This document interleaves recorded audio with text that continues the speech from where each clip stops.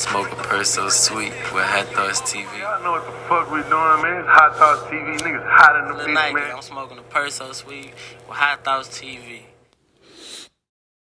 So, you know what I mean? I ain't never want to be the one they say, oh, stay ready, took out the pack on the freeway. You know what I'm saying? You ain't finna put me in that conversation. So I gave myself enough space to be able to ride with the pack, but at the same time understand where I'm best bumpable. Yeah. I'm best bumpable in the back. Where I can see y'all, I can see what's coming, and I can also monitor everything around me. And not have to ride y'all ride. I'm riding with y'all, but I'm riding my ride. Where I'm most bumpable. Yeah. So, but you don't know that. You know what I'm saying? To give yourself the space to analyze and think where you best belong. Yeah. Play in the field to see what position fits you best. Yeah. Yeah. So, if you can, how did you get introduced to a motorcycle club and what? Oh, you asked me earlier. Okay, the music, right? One of the bros, he fucked with the music. They were restructuring things, and they just like Chosen Few took over Houston. You know what I'm saying? We had 5 fucking chapters, and this is before I joined. Like 4 chapters just in Houston.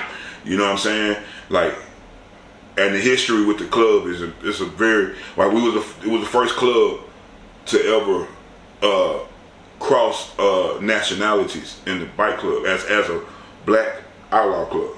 Yeah. You know what I'm saying? We had the first white boy on the black set. Yeah, and the Hells, and it started in California, so the Hells Angels and they walked and they was just like, hey, we doing it, this is what we doing, what the fuck y'all wanna do? We here right now, what the fuck y'all gonna do? Type shit. You know what I mean? Y'all not finna, we don't need your diamond, we don't need your blessing, and you ain't finna tell us how to operate. And them niggas respected that shit. So it was the first club to, you know what I'm saying, to cross the racial boundaries.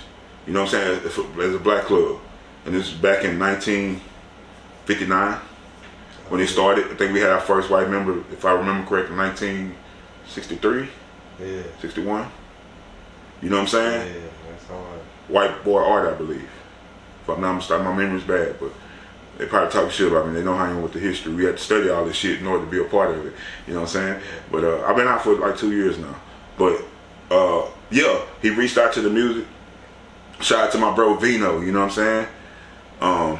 He reached out to me on the music. They just had opened up a new clubhouse. They wanted to like just cross promote and shit like that. Like they just wanted to be, okay, we got the city, we popping our shit. Yeah. So he reached out, you know what I mean? It was organic. I reached out, you know what I'm saying? I answered the call, hey, what's up? You know what I'm saying? Like my folks music, man, we want to do a video, woo, woo. I'm cool. There was a song they liked it off Still Juicing. Was it Still Juicing? No, was Still Juicing. What album was that? 20 Juice Team.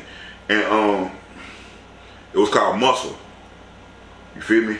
I got the muscle like Schwarzenegger, slanging that iron like gladiators, bring the cast in advance, I don't fuck with fakers. Pull up with that fuck shit on popping haters. Pussy niggas ain't got no muscle. These niggas faking. You know what I'm saying? Pussy, you know what I'm saying? So, we shoot the video, and they just kept fucking with me. Then we turn around, they fuck with the Gladiators, shout out to the Gladiators, you know what I'm saying, Trill Gladiators. He got a relationship with them. They did one with Nick the Skits. And so, they wanted to do, you know what I'm saying, so we ended up doing a feature, me and Nick the Skits. And we shot another video at that hoe. And they just kept fucking with me. They invite me to their parties. I go fuck with them. I ain't doing shit. I pull up. You know what I'm saying? So and they took a liking to who I was. They did whatever background they need to do. You know what I'm saying? Everything came back legit, interruptible. You know what I mean? And they was just like, man, you one of us type shit. You know what I mean? You make your own rules. You live by your own rules. You feel me? You know, you step how you step. You ain't scared to go nowhere one deep. You know what I mean? Yeah. Like, you a bro we need. We fuck with you. And man, it just happened like that. I started prospecting. I was trucking trailer for a while. Cause I you know what I'm saying? And shit.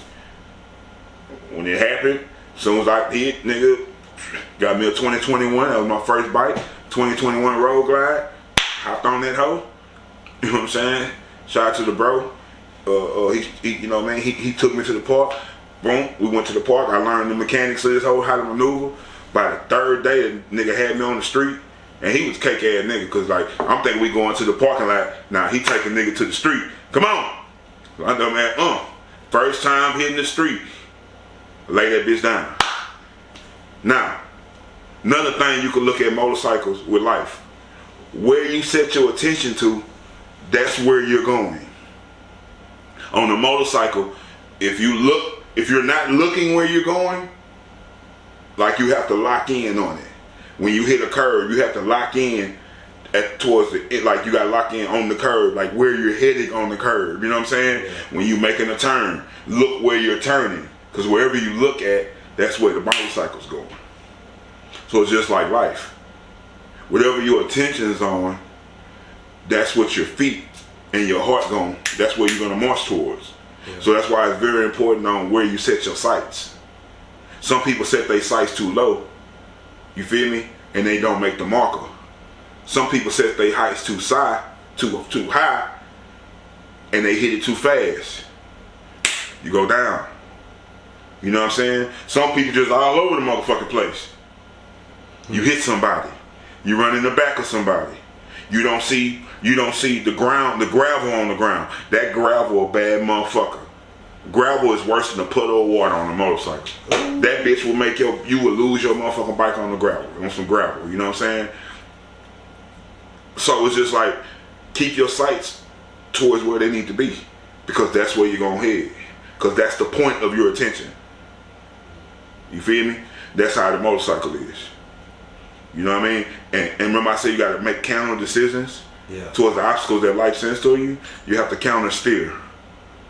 You feel me? When you hit a curb, you're not steering this way. You're gonna die probably. You counter steer. If I'm hit a curb left, counter steering. Hit a curb right, counter steering. It taught me a lot about, like, it just taught me the significance of life and just the mechanics of how life works. You feel me? And I don't know how God used those things, the riding, the motorcycle and shit, to just highlight certain points about life. But at that point, that's when I really start getting it. Like when I can say when it become fundamental, at that point, start riding that motherfucking motorcycle. So I start prospecting. My club, my chapter was Montgomery County. Shout out to those bros. I invited them to the house in Richmond. We have church. You know what I'm saying? It's called church. Your meetings are called church. You feel me? They voted. They gave me opportunity. And it just went on from there. And I started fueling like a motherfucker. You know what I'm saying? I start fueling like a motherfucker. And that was that, you know? Yeah, nah, that's hard.